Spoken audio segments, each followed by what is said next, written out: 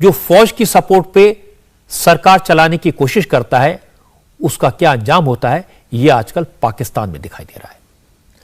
इमरान खान की सरकार खतरे में है, उनका तख्त पलटने के कगार पर है। लेकिन मजे की बात है कि जब सरकार जाने वाली है तो इमरान खान मोदी के मुरीद हो गए। पाकिस्तान के वजीर आजम इमरान खान ने मोदी की विदेश नीति की तारीफ की।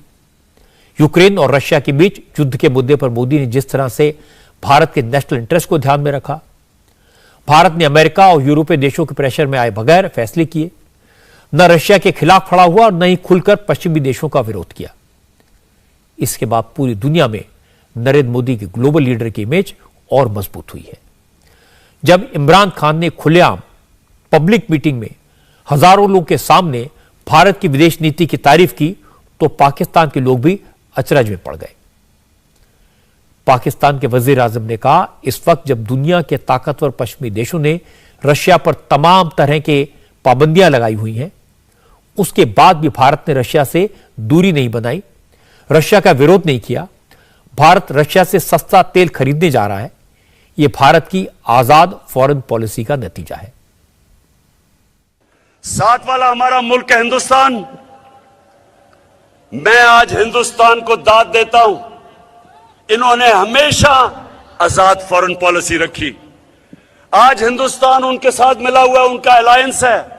क्वाड के अंदर अमेरिका का अलायंस की हुई है और अपने आप को वो कहता है मैं न्यूट्रल हूं। रूस से तेल मंगवा रहा है जबकि सैंक्शंस लगी हुई हैं। अमेरिका ने पाकिस्तान पर प्रेशर बनाया कि रशिया के खिलाफ बयान दे और चाइना का प्रेशर था कि पाकिस्तान खामोश रहे।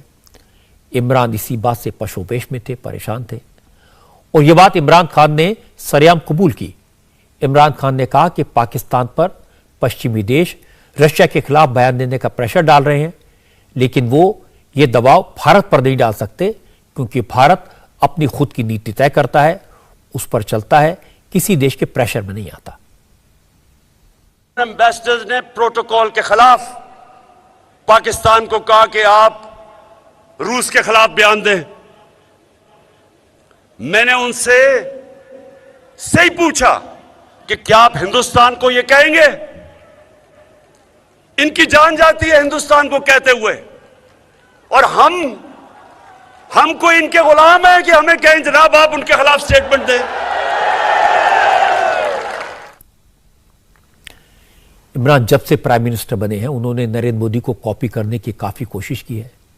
पाकिस्तान ने स्वच्छता अभियान चलाया, फिर करप्शन के खिलाफ जंग शुरू की, इसके बाद सरकारी खर्चे कम करने की मुहिम शुरू की, मंत्रियों को रेगुलर फ्लाइट से सफर करने को कहा और इसके बाद गिफ्ट्स की नीलामी भी नरेंद्र मोदी के स्टाइल में शुरू की। लेकिन इमरान खान मोदी नहीं बन पाए, मोदी जैसे पॉपुलर नहीं हो पाए। और ऐसा नहीं कि इमरान खान दिल से मोदी की तारीफ कर रहे हैं, सच्चाई यह है कि मोदी की विदेश नीति की तारीफ इमरान खान ने मजबूरी में की है। उनके देश की इकोनॉमिक सिचुएशन खराब है, इमरान की कुर्सी खतरे में है, पाकिस्तान पिछले कई साल से चाइना के पीछे खड़ा है, अमेरिका से मदद पाने के लिए कुछ भी करने को तैयार रहता है। जब अमेरिका से बात नहीं बनी तो इमरान रशिया का चक्कर भी लगाए, लेकिन कुछ नहीं मिला। लेकिन हमारे मुल्क के प्रधानमंत्री नरेंद्र मोदी न किसी के प्रेशर में आए, न किसी की मिन्नत की। मोदी ने उन मुल्कों के साथ भी बेहतर संबंध बनाए जो कभी पाकिस्तान के करीबी हुआ करते थे। आज सऊदी अरब हो या यूएई हो, बहरीन हो, ओमान हो या जॉर्डन, ये सारे मुल्क आज भारत के करीब है। सऊदी अरब में पाकिस्तान को कर्ज देना बंद कर दिया है। संयुक्त अरब अमीरात अब पाकिस्तान के कहने पर कश्मीर का मुद्दा नहीं उठाता। बहुत सारे इस्लामिक मुल्कों का स्टैंड बदला है। हालत है कि अब पाकिस्तान के ऑपोजिशन लीडर भी कह रहे हैं कि इमरान खान मोदी की नज़ीर न दें, पहले यह बताएं उन्होंने पाकिस्तान का क्या हासिल कर दिया। अब दुनिया पाकिस्तान पर हंस रही है।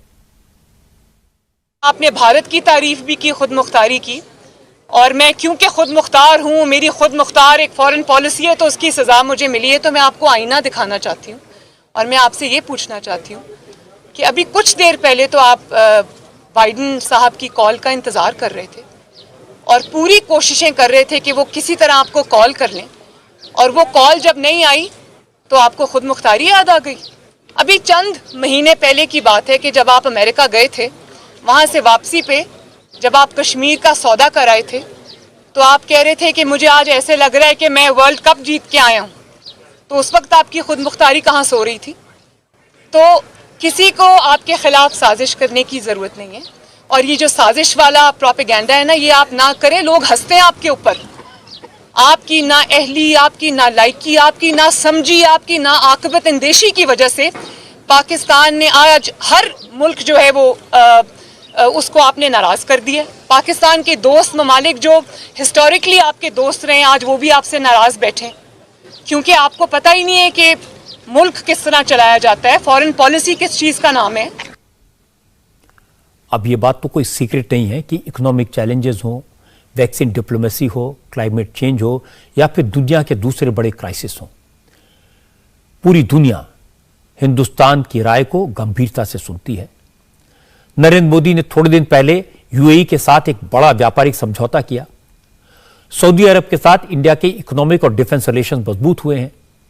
भारत के संबंध फिलिस्तीन के साथ भी बेहतर हैं और इजराइल भी भारत का दोस्त है। इजरायली प्राइम मिनिस्टर भारत आने वाले हैं। पाकिस्तान के एक्सपर्ट कहते हैं कि इमरान खान ने मजबूरी में ही सही, लेकिन बात तो सही कही और भारत और पाकिस्तान की तुलना नहीं हो सकती। भारत की मजबूत लीडरशिप ने पूरी दुनिया को अपना कायल बनाया। एक तो उनका साइज देखें, उनकी एजुकेशन के स्टैंडर्ड देखें, उनकी जमहूरियत की हालत देखें, उनकी फॉरेन पॉलिसी की हालत देखें, डॉक्टर जयशंकर का कंपैरिजन देखें, आप करके देखें आप खुद। मैं ये नहीं कि बिल्कुल नहीं, मैं पाकिस्तान को सनब नहीं करूंगा, मैं बिल्कुल, ये कई दफा लोग समझते हैं शायद हम anti Pakistan, Pakistan is my Motherland, इसमें कोई शक नहीं है। लेकिन ये कि अगर किसी की अच्छी चीज हो तो वो लाजमी उसकी बात करनी चाहिए। डॉक्टर जयशंकर का कैलिबर देखें, उनकी डेडिकेशन देखें फॉर इंडिया, किस तरीके से उन्होंने इंडिया को कनेक्ट किया है दूसरे ममालिक के साथ। I'm surprise, I'm shock. देखें किस तरीके से भारत रूस से सस्ता तेल ले रहा है अपनी इकोनॉमी को बेहतर करने के लिए। उनके अंदर कौमियत है। आप जितनी आपने लूट के मुल्क को हैंडीकैप कर दिया, आपकी फॉरेन पॉलिसी तो कभी भी इंडिपेंडेंट नहीं हो सकती। आज जब इमरान खान ने भारत की फॉरेन पॉलिसी की तारीफ की तो फिर कांग्रेस के नेता भी सामने आए। शशि थरूर ने कहा कि अब तो दुनिया भर में नरेंद्र मोदी के फॉरेन पॉलिसी की तारीफ हो रही है। That's good to hear. That's good to hear. You know, we've been proud of our independent, non-aligned policy going back to independence. And strictly speaking, before independence, Nehruji articulated this vision of standing firm and alone, if necessary, in the world, taking our own judgments, respecting our strategic autonomy. And I think it's to India's credit that we have continued this approach and that it's recognized even amongst a hostile neighbor like Pakistan, that this is something which has enabled us to act with a certain level of, shall we say, pride in the world. We have weight now in terms of the economy, in terms of our strength, but we also need to show a certain dexterity in making sure the world understands our approaches. And I'm very, very glad that Imran Khan has said what he has said. Congress के नेता बार बार सिर्फ ये कह रहे हैं कि भारत की जो पॉलिसी है वो जवाहरलाल नेहरू के ज़माने से बनी थी और आज भी वही पॉलिसी चल रही है, ये उसी की जीत है। ये नरेंद्र मोदी की सफलताओं को थोड़ा अंडरमाइन करने की कोशिश है, लेकिन ये अच्छा है कि उन्होंने माना, इमरान खान ने तारीफ की, ये भारत के लिए अच्छी बात है।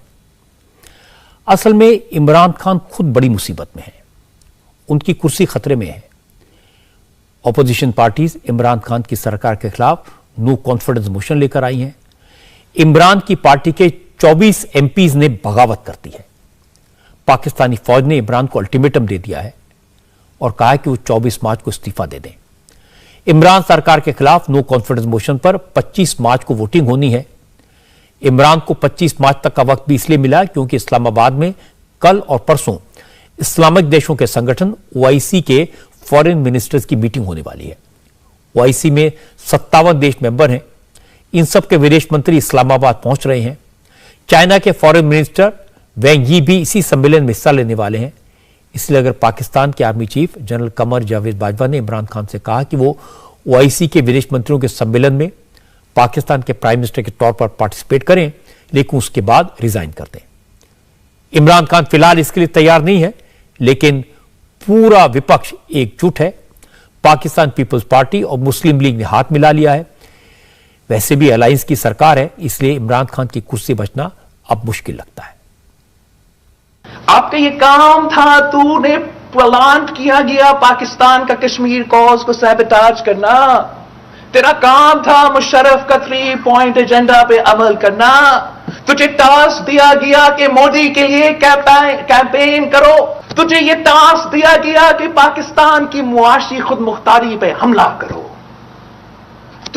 आपको ये टास्क दिया गया कि पाकिस्तान की मईशत को कमजोर करो। यही तो वजह है कि चाहे वो सीपैक हो, चाहे वो जो भी मंसूबा हो जो पाकिस्तान की मईशत को फायदा पहुंचा सके, आपने उसको नुकसान पहुंचाया। आपको टास्क दिया गया है कि पाकिस्तान का यूरोप का रिलेशनशिप को सैबोटाज करो। तूने इस मुल्क की फॉरेन पॉलिसी को कोई फायदा नहीं, सिर्फ और सिर्फ नुकसान पहुंचाया। तूने हमें कुछ नहीं डिलीवर किया। You are the foreign sponsored, foreign funded agent who has been planted in our system.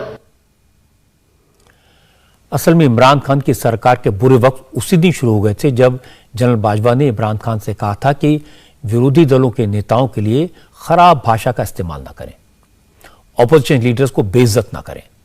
लेकिन इमरान नहीं माने। उल्टे उन्होंने पब्लिकली कहा कि वो मौलाना फजल रहमान को डीजल क्यों ना कहें। फौज रोकने वाली कौन होती है? अब जब इमरान खान की सरकार मुश्किल में है तो फजल रहमान ने कहा कि इमरान खान झूठे हैं, अपनी बात पर कायम नहीं रहते, इसीलिए अब उन पर कोई यकीन नहीं करता। यहां तक कि उनकी पार्टी के लोग भी अब उनका साथ छोड़ गए हैं। इनकी कौन सी बात में तजाद नहीं है। आप इनकी पूरी हिस्ट्री को देख लें, पूरी हिस्ट्री तजादात से भरी हुई है। आज एक बात कहते हैं, कल फिर उसके खिलाफ बात कहते हैं। जब इनके लिए जहाज घूम रहे थे और जगह जगह से उनको इकट्ठा करके लाया जाता था, उस वक्त उनको वो ज़मीर की आवाज़ कहते थे। आज जब इनकी नालायकी और इनकी इंतहाई बुरी कारकर्दगी से नाला होकर उनके अपने लोग भी उनसे लाताल्लुक़ हो रहे हैं, तो आज उनको हॉस्टेडी का नाम दिया जाता है, ज़मीर बेचने का नाम दिया जाता है। तो किस किस बात को आप देखेंगे, कल उसने क्या कहा था और आज वो क्या कह रहा है। इमरान खान की सरकार मुश्किल में क्यों है, यह भी मैं आपको समझाने की कोशिश करता हूं। जैसे हमारे यहां लोकसभा है जो प्राइम मिनिस्टर को चुनती है, पाकिस्तान में नेशनल असेंबली होती है। पाकिस्तान की नेशनल असेंबली में कुल 342 मेंबर होते हैं। इस वक्त पाकिस्तान की नेशनल असेंबली में एक सीट खाली है, 341 एमपीज हैं और मेजॉरिटी के लिए 172 मेंबर्स का सपोर्ट चाहिए। 2018 में जब इलेक्शन हुए थे तो इमरान खान की पार्टी ने 155 सीटें जीती थी और दूसरी पार्टियों के 23 एमपीज ने उन्हें सपोर्ट कर दिया था। इससे उनके पास सरकार बनाने लायक मेजॉरिटी हो गई थी। अब इमरान खान की पार्टी के 24 एमपीज ने बगावत कर दी है। बगावत करने वाले एमपीज ने इस्लामाबाद में बने सिंध हाउस में पनाह ले ली है। सिंध में पाकिस्तान पीपल्स पार्टी का राज है। सिंध की सरकार ने इमरान खान की पार्टी के एमपीज की सिक्योरिटी के लिए कराची से पुलिस भेज दी है। बागी एमपीज को धमकाया जा रहा है। इमरान के सपोर्टर से सिंध हाउस पर हमला बोलकर वहां तोड़फोड़ भी की।